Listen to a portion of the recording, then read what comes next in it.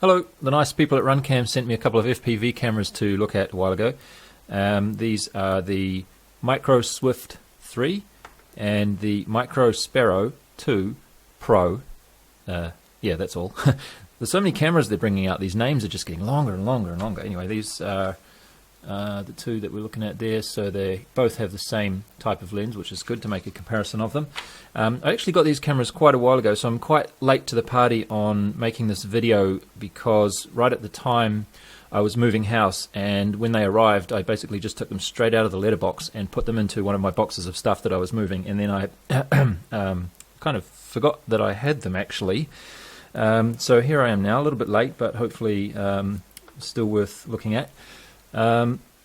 So the main differences between these, well, one is a CCD camera, one is CMOS, and I used to not like the CMOSs, but once I got hold of this one just recently, this sort of really changed my mind. This is the Micro Sparrow 2, and I really like this, so I was kind of expecting to like the 2 Pro.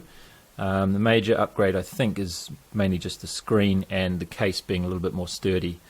But I do also like the Swifts a lot as well, so I was thinking that I would have a hard time deciding which one of these two cameras I liked better, but as it turned out it was pretty easy, and you can see this Sparrow is on my quad and that's where it's going to stay for reasons which we'll see in a minute. So let's just have a look around the outside of these cameras first. As you can see, they are pretty much the same size, they both have the same number of pins here, they both have a connection for your battery voltage to show that on the screen right from the start, which is nice.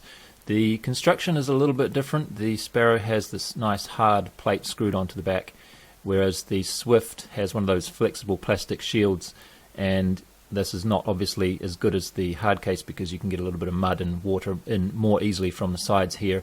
And also for my case, I find it a little bit more convenient to have one of these, because sometimes I like to use double-sided tape to stick the camera onto something flat rather than mounting it with these side holes. So overall I find this case here, as well as being more sturdy, it's a lot more convenient for me to mount things. Now the last two pins here, the rightmost two pins on the Sparrow, we have ground and menu. So this is where you would connect one of those little joystick clicky D-pad kind of things to change the settings, and it's very simple and convenient. You just have to have one of them to hand to do that. Over here, the Swift 3 has gone for a system which I have to admit I don't really like very much. And the idea of this is you would connect the TX and RX pins here to one of the UARTs on your flight controller and make the settings through your transmitter, which is a nifty idea, but nifty ideas are not always very convenient, because for one thing this means that you need to have a flight controller to do it. So just a plain old plane or something, or a car or a boat or something that you might want to put this on with no flight controller, how are you going to do it? You're going to have to get a flight controller to do it, aren't you? And also needs to be a certain type of flight controller that knows how to interface with this. Betaflight 3.3 and onwards will do it, I think. But I've been moving more and more towards ArduPilot lately, so I'm pretty much I'm never going to use it. I'll just be honest, I'm never going to use this feature. And also means that you need to know how to set it up. Admittedly that's not very difficult, but it's just one more step that you don't need to do if you're using this a little bit more old-fashioned technique of just the clicky D-pad thingy. So that's probably the majority of the differences right there actually, but if we just look around a little bit more, we'll see same kind of lenses. These are 12mm lenses on these, quite nice lenses. The only other difference that I wanted to point out was there's a slight little bit longer distance from front to back in the Swift, so this is also another tiny negative, I guess you could say. So this sticks out a little bit further, that's all. Otherwise very similar. Here are the mounts and connectors that you get for each. This is the Swift on the left, and on the right we have the Sparrow. This has just one extra cable for that joystick thing, and of course the joystick thing itself, and I have not needed to use these because I have so many of these sitting around all ready to go anyway. And if we check RunCam's website to see the price difference between these, we'll see that we're looking at $37 for the Swift 3, $42 for the Sparrow 2 Pro, so there's $7 difference or so there, not a huge difference really. You can actually get 2.1mm, oh no, what is that, 2.3mm lenses as well, so there are options for both of these I think. No, this one doesn't have that option. Okay, so the Swift you get the extra option of that, but I think you can just take these off and replace them if you have a different one. They all fit into these same barrels as far as I know. Anyway, let's look at the Swift page a little bit more. The Sparrow, I'm not really going to look at this too much because I did a review on the Sparrow 2 non-pro recently, and as far as I know it's just the same, but the Swift does have this rather monumental change: throw away your menu cable. I don't really want to throw away my menu cable, so yeah, I guess for some people who are setting up a quad from the beginning with the intention of using this, that would be fine. But for me, like I said, I don't really like to have to rely on Betaflight and having to set that up. It also requires, of course, I forgot to mention before, that the flight controller that you use to do that needs to have an extra UART available. So let's, what was I trying to look at here? Here we go. So you would connect up to a spare UART. Point being, you have to have one spare, and then in Betaflight you would make this setting here, RunCam device, for that particular UART.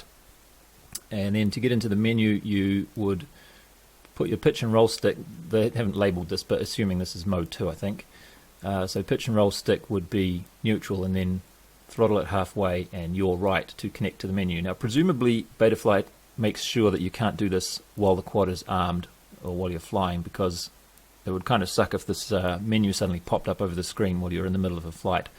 But once you're in the menu, basically everything's just this, everything works on the pitch stick, left, right, up, down, and then enter will be the same operation.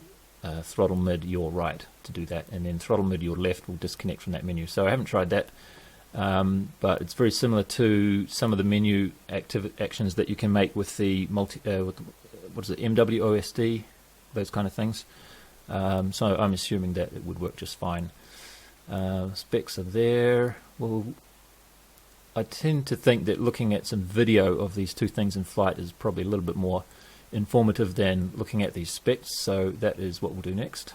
So here's some side-by-side video of these two cameras on a pretty sunny day, so it has some fairly strong shadows in some places, and I was able to do my typical test that I do, sort of trying to see how quickly the camera responds to light changes when you go in and out of the shadows, especially through tree branches and stuff like that. So I guess the point of showing you this video is to let you decide what you like, but if you ask for my opinion, I kind of prefer the colors of the Sparrow. That's not to say that the colors are accurate or anything, I just like to look at them. It seems a little bit more vibrant, I think. And I think the wide dynamic range is also a little bit better on the Sparrow, because in some places you can quite clearly see more detail in the clouds than you can with the Swift. And obviously the Swift has this problem where the sunlight is causing a huge whiteout in that area of the screen. And here's another situation where these two cameras are showing quite a difference in performance, at least when it comes to wide dynamic range, because if you look out the window there, I'll just pause this here so you can see what I mean. Look through the window there and you can't see anything on the Swift for a good while until the camera gets closer to the window. And this is not because the window is all dirty, although it might have something to do with it, but clearly it's completely different. And I'm not sure what this is. This wide dynamic range that's going on? I think it is.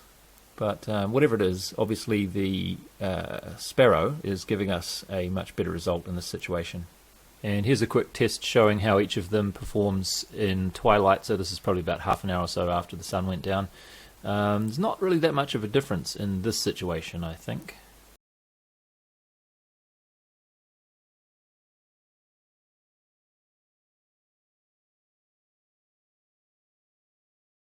So here's some footage from each of these cameras mounted on my mini quad. This is all default settings, by the way, I forgot to mention that before. And I'll just play these side by side to give you a comparison, although what I really should have done is mount them together on the quadcopter, but it's not really set up to do that very easily, so I'll just show you these. They're on separate days too, which is not the greatest, so I apologize for that, but they are. It's not like one's completely overcast and one's completely sunny or anything like that. There's sort of a little bit of a mix of sunny and overcast. But anyway, once again, I think you might agree that the Sparrow is giving a better picture, at least, especially when we're facing the sun.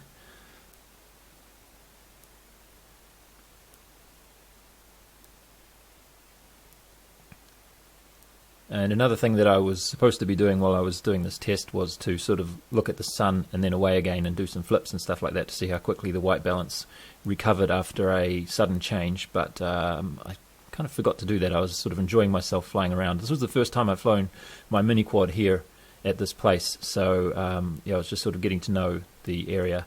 It's quite cool how you can go from skimming over the treetops to skimming over the ground in about 1 second, just because of the way the hills are so steep and the trees are down in the valleys. It's kind of interesting. So I think I'll just let the rest of that video play out to finish up with.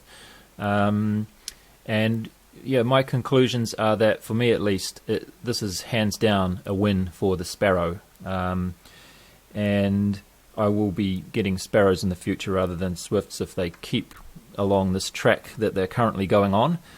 To be honest though, I don't see a whole lot of difference between the Sparrow 2 Pro, that's this one that I'm looking at right now, and the Sparrow 2, which is the slightly smaller form factor one. So that's, if I just put a little bit of this video over the top, there we go. So these two here, the one that I'm holding on the left is the one that I'm saying it's not too much different from. The only difference really is the lens, and somebody commented in one of my previous videos that these smaller lenses tend to give you a bit more lens flare when you're looking towards the sun. But I forgot to mention before, but we also saw a bit of lens flare with this larger lens anyway. So it wasn't a huge difference, and for me the picture in most situations is pretty much the same. So it just sort of comes down to the price, which is again I think about $7 difference, and the fact that this case is a little bit more sturdy mounted. So whether in the future I would get one of these or one of these, I'm not really sure, but I think, yeah, it's only a few dollars, so I would go for the Sparrow 2 Pro in the future. Anyway, that's the extent of my opinions on this. Hope it was worth listening to. I'll see you next time. Thanks for watching.